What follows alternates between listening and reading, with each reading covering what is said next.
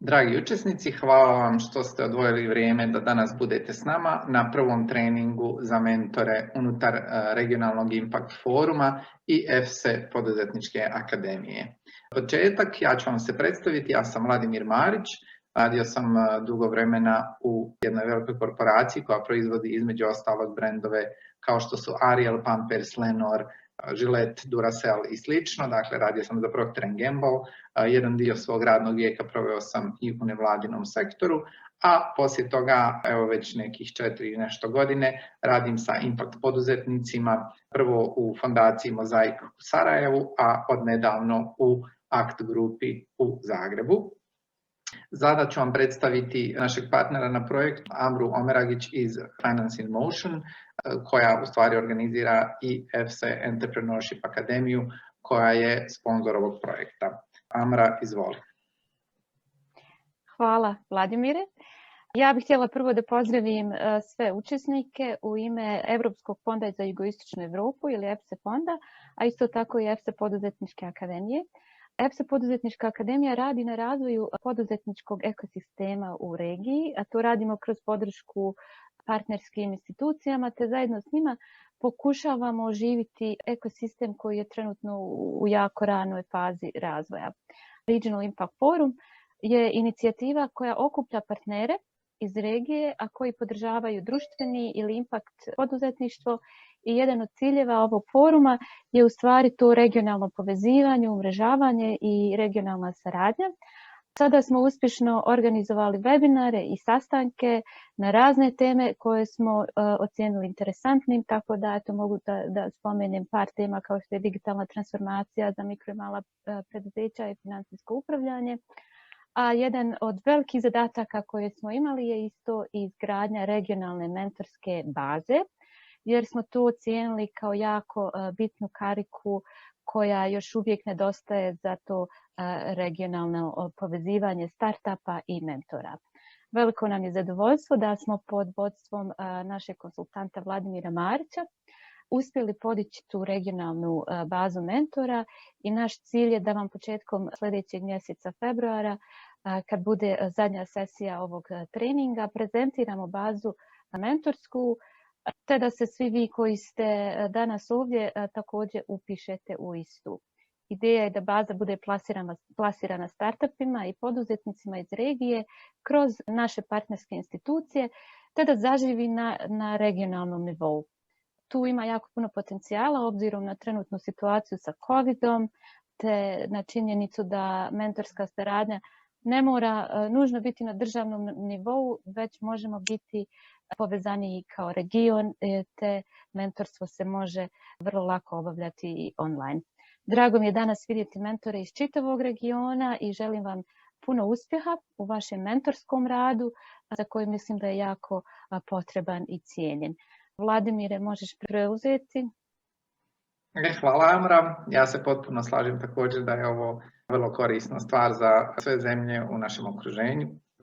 Zbog zahtjeva naših korisnika, ostatak treninga će se održati na engleskom jeziku, tako da ću ja sada preći na engleski jezik. So, today is our first session in the mentoring training program, which is actually organized in 3 sessions. First one that we are covering today, we will be talking about working with startups, some ground rules that we need when actually working with them, and how to prepare. This will be the first session. The next one will happen next week. So on Tuesday, the 26th of January, will be the second session within this training, when we will cover these 3 topics: the communication techniques, setting the objectives and following up, and building effective mentoring relationships.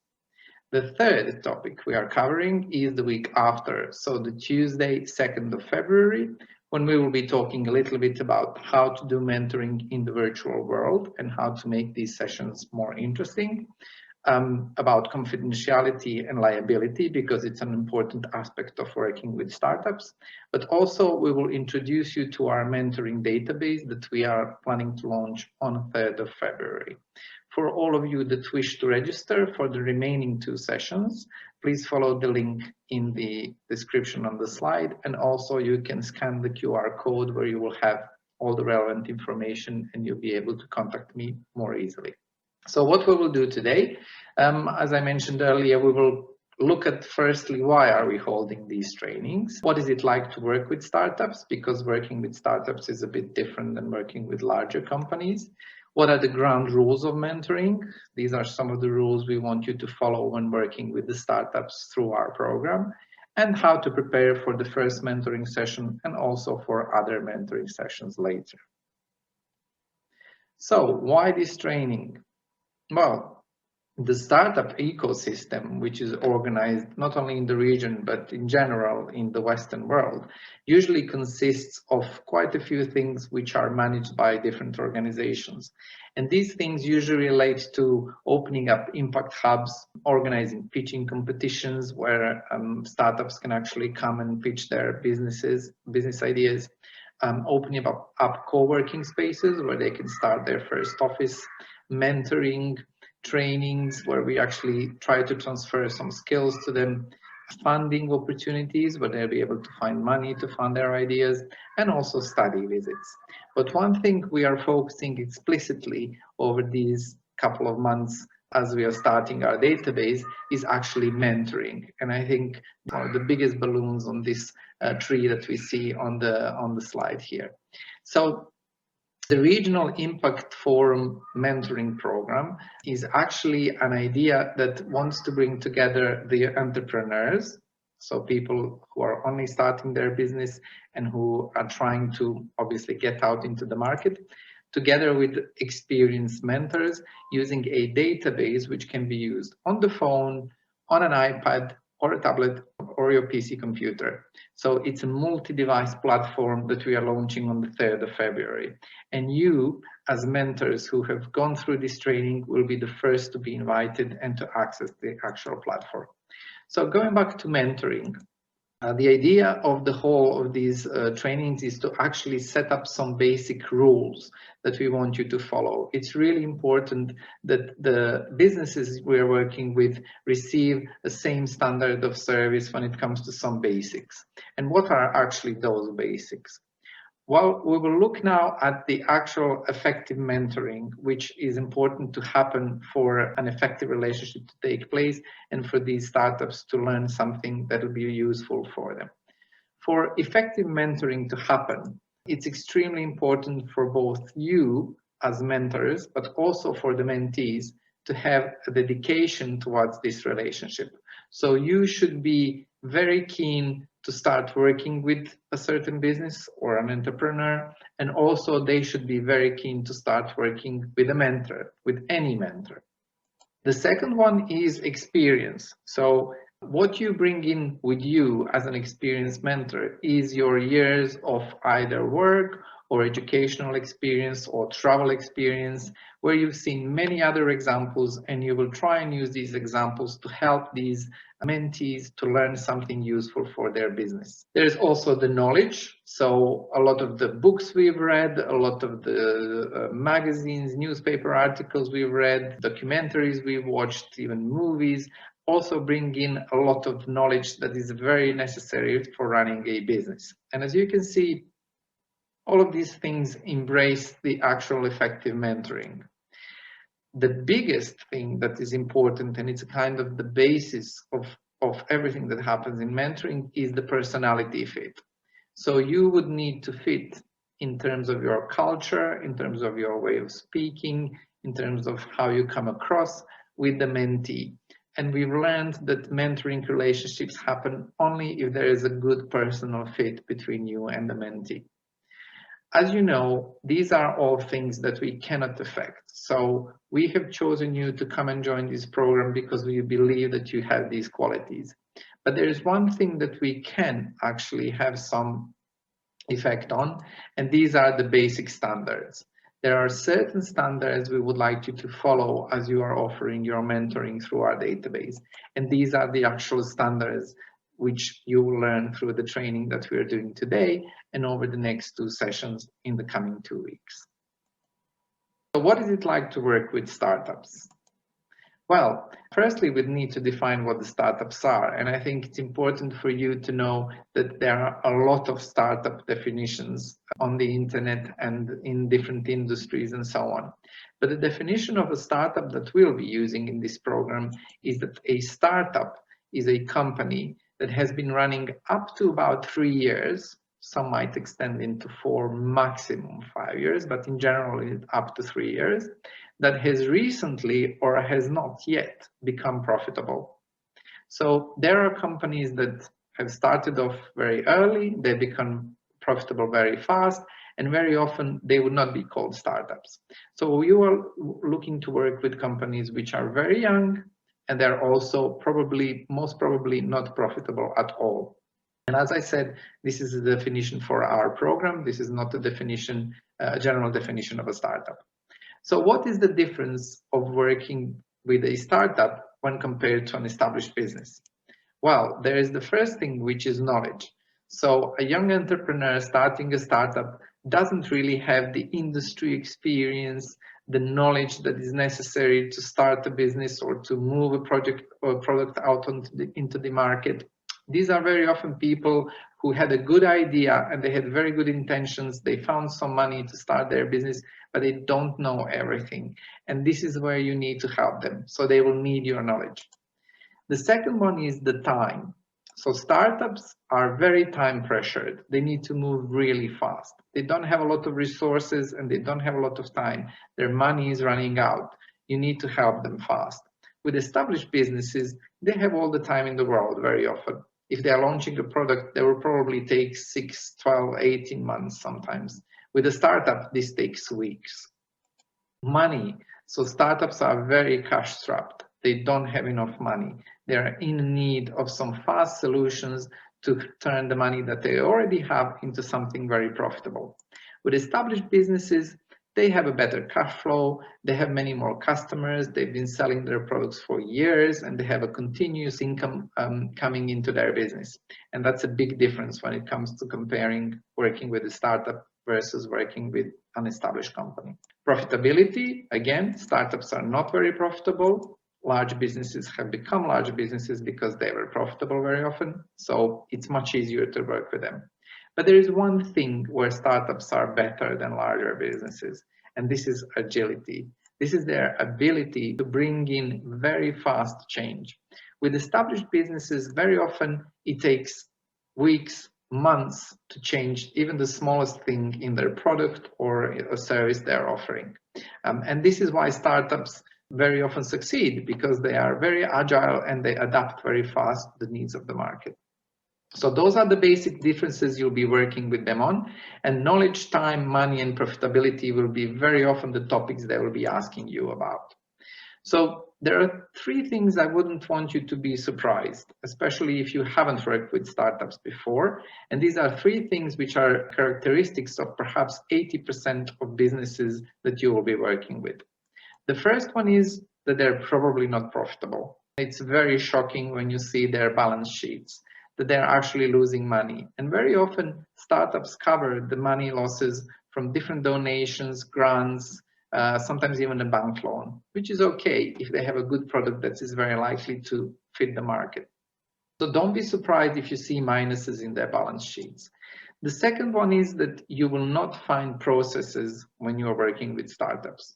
So when they're employing new employees, for instance, they don't have an interview process. They don't have an application process. Very often things are done really fast based on very basics of interviewing and very basics of selection process. So perhaps some of the businesses will be asking you for help in this segment, helping them to actually find new employees and to select them in the proper way. But don't expect any processes. And the third one is that very often the startups you'll be working with is a one-man or a one-woman show. So there's one person doing everything: sales, finance, product development, HR. So they are the one person that you will be talking to for absolutely everything. So you should understand the fact that they have a lot of things going for them and need to help them to prioritize. What entrepreneurs actually need from us, and I'm telling you this from my experience of working for almost 5 years now with young entrepreneurs, the first one is your understanding. it's important for you to spend time listening to them, to listen all the things they want to tell you until they go quiet. Because sometimes their situations are very specific and you should really listen most of the time at the beginning. The second one is examples. They are very grateful for examples from their industry. If you remember of an example of a brand that did something to solve a certain problem, or if you remember something from your work experience that could help them, please tell them, don't keep it to yourself. Solutions. They very appreciate when somebody comes to them with a set of solutions and they actually make the final decision. So the idea here is to offer them different options, but not to actually decide for them. So do share your ideas of solutions, be creative with them. Contacts. This is an important part. If you are not ready to share your contacts with these people, very likely your mentoring relationship will not be very successful. So look through your phone book when you are mentoring with a certain startup. This is what a lot of startups working with me appreciate. The fact that I always know of a company or a person that might be able to help with a certain question. And I don't mind, obviously, first contacting that person, but also sharing their information afterwards, because it's important for everybody to network together. And sometimes you will find that certain entrepreneurs are producing something and they are using a raw material that another startup is producing. So why not connect these two so that they can see perhaps to buy from each other? And the last thing is the templates. So these people want to set up different small processes within their companies, but they don't know how to do it.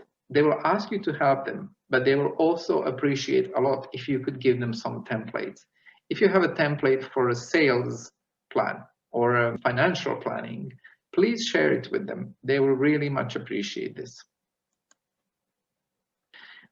Out of all the businesses that you will meet in the mentoring database, very often, in fact, in 95% of cases, you will find that they belong to one of these 4 squares. And these are the actual stages of their development. So one is the idea stage or the starting stage. So these are people or entrepreneurs that have just started their business or they are about to register. So they don't have much experience and they're looking for somebody to help them set direction. They might come to you and say that they actually want to make a change in their business. They've made a mistake when they set up their business and they want to do a completely different industry or a completely different product. Then there is another stage, which is that they are in a crisis or they have problems within their company, whether it's HR problems with somebody they've employed or similar. And then there is the acceleration phase, which is for businesses who have been running a business for some time. They're already making significant sales and now they want to grow them very fast. So what kind of questions or what kind of help can you offer to businesses in these different stages? For the business who is only starting just now, ask them what kind of help they need. They'll probably tell you straight away where they're stuck.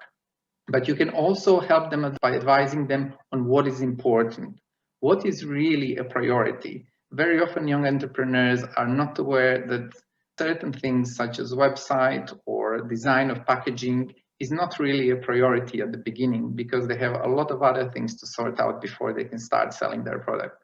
So it's really good for you to put things into perspective for them.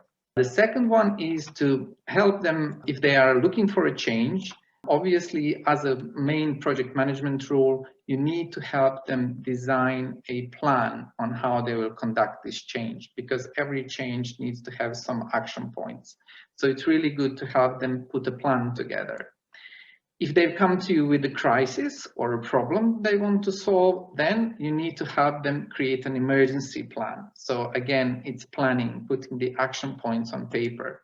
Maybe help them prioritize activities and tasks. They might come to you with a set of actions they want to do, but they need somebody to help tell them what is important and what can be done later. And then we have the businesses who are in the acceleration phase, where you want to ask them where do they want to be and then help them make a plan to get there. So this is 95% of businesses that will come to you, and these are the avenues you can take with them. Now, there are a few ground rules of mentoring that we want you to know and we want you to take away from today's session. These ground rules of mentoring are as follows. The first thing that we want you to do is to share knowledge. It will not be very fair for a mentee to spend time with you and you actually asking them to go and Google certain things that you already know a lot about. So it's really important that you put the time aside to explain to them on the issues that they are asking your help with. Of course, this relates to the things that are within your knowledge base and within something that you know a lot about and that you've been invited to advise them on. But it's very important not to just send them off to Google things themselves, but to actually tell them verbally or through some of your other communication techniques, if you have leaflets or if you have presentations, to share this knowledge with them. The second thing, which is a ground rule for us, is to give relevant examples. So relevant examples, like I mentioned earlier, are very much appreciated by young entrepreneurs. So it's good to give them examples instead of, for instance, talking to them about examples from different industries which are not very relative or will not help them solve their problem. And I get a lot of these just from reading the daily newspaper. So I'm sure by working in different companies, you've also collected a lot of examples on how certain issues can be solved. And please use these with our entrepreneurs. The next one is to offer solutions instead of deciding on solutions. So if you offer 5 to 10 solutions to the entrepreneur, let them choose. They are the ones who need to take the actual ownership of their business, and they must be responsible for the decisions that they make. So all you can do is actually help them what decisions will bring them benefits and what kind of decisions might actually harm their business. But it's up to them to take the final decision. Sharing templates, like I mentioned earlier, it's good to share templates, but it's not very good to actually fill it in for them. It's always good to have a template ready, share it somewhere online with the person, share the screen, but actually ask them to fill in the template if something needs to be done in a template. It's really important to listen, and I've emphasized this earlier, especially during the first call. But we usually say that there is around a kind of 60-40 rule. I wouldn't say 80-20 that a lot of people are using, but 60-40% rule is good enough for young entrepreneurs because they really want to be listened to, but they also want to be told about different solutions and different ways of solving their problems. And do check up on them with a message or an email. Obviously, it's not good to spam them or to insist that they actually book the next appointment with you. The reason we say this is that mentoring doesn't work if you are chasing your mentees to come and talk to you. Mentoring will only work if mentees are actually chasing you to talk to them and to spend more time with you. So let them decide when the next meeting with you is, because they are the owner of their business and they are the ones who will ask for help when they need it. So we've been through the ground rules of mentoring. These are the things we want to do, and these are the things we definitely don't want to do in our database and in the whole program. So in preparation for mentoring, I will mention only a few things. So how to actually prepare the introductory message. What we usually encourage our mentors is to send the first message to the mentee once the mentee requests a mentoring session with you. And in this introductory message within the system will be delivered via the system and via the email to the mentee, where you will actually tell them a little bit about your educational background and your work experience, perhaps a paragraph or two. It's important for them to know who they are talking to. It's also good to tell them what kind of projects or what kind of brands you worked with.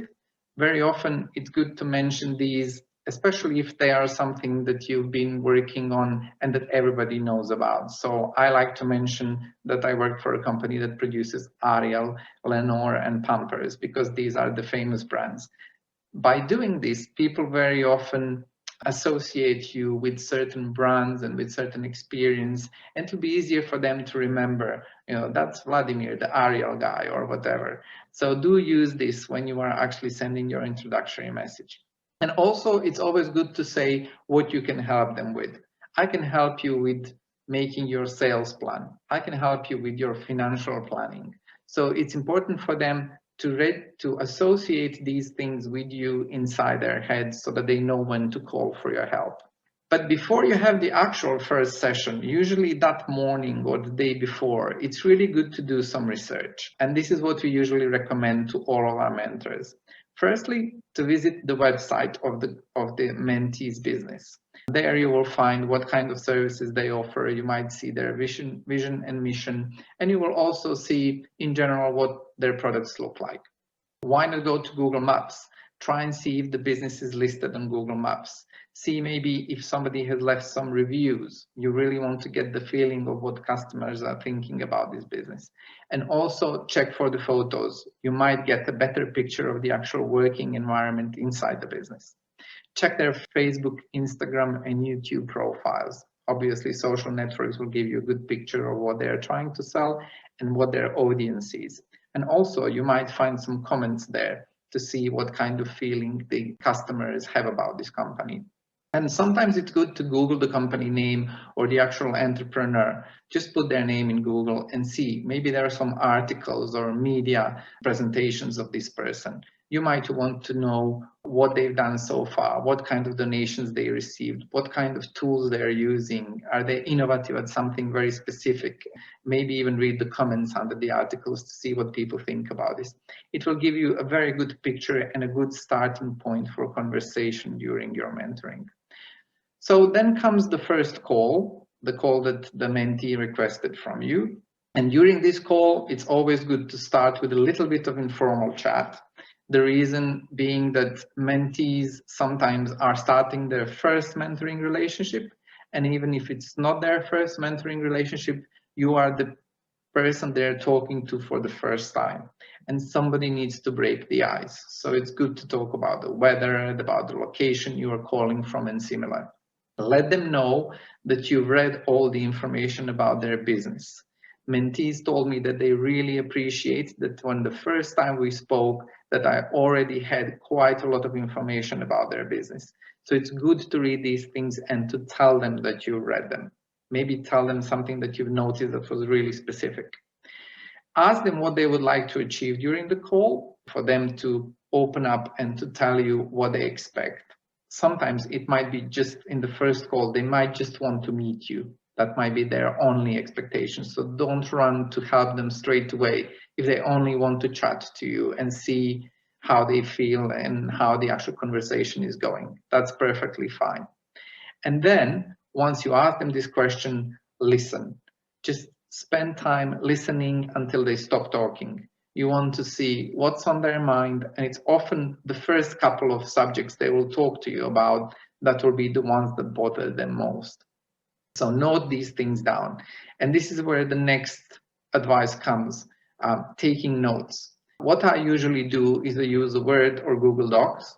And for every business, I have a special document where I keep the information that I've spent chatting to them. These are very brief notes. So you are putting down the basic topics that you talked about, something that will help you remember once you need to speak to them again. And then it's good to make a list of goals and deadlines. So by 21st of February, we need to finish the financial plan. You can send these via email, but inside the actual mentoring database that we are launching, you will have an option to set a goal, to write down what the goal is about, to set a date by which you need to finish this goal, and also to share this with the mentee so that every time they log into the database, they will be able to see what their goal is and whether they are ready for it. So for next steps that we need to do in case you want to participate in the program long term is for you to participate in the next 2 webinars, which are taking place next Tuesday and the Tuesday after, so 26th of January and 2nd of February. After that, you will receive access to the platform to be launched on 3rd of February. And of course, then you can start mentoring. You will find the businesses over there, and the businesses will be able to find you once you register. So these are the next training sessions the 26th and the 2nd. You can see the topics here. Please use, unless you've already registered for all 3 sessions, to get an invitation for the following 2, please re-register again. We will invite everybody who was registered already for the next session. We will receive an invitation in the calendar.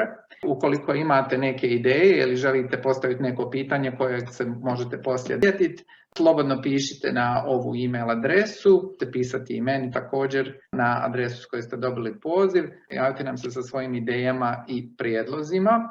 Ako ste slučajno niste stigli zapisati adresu, imat ćete priliku u materijalima koje ću vam poslati.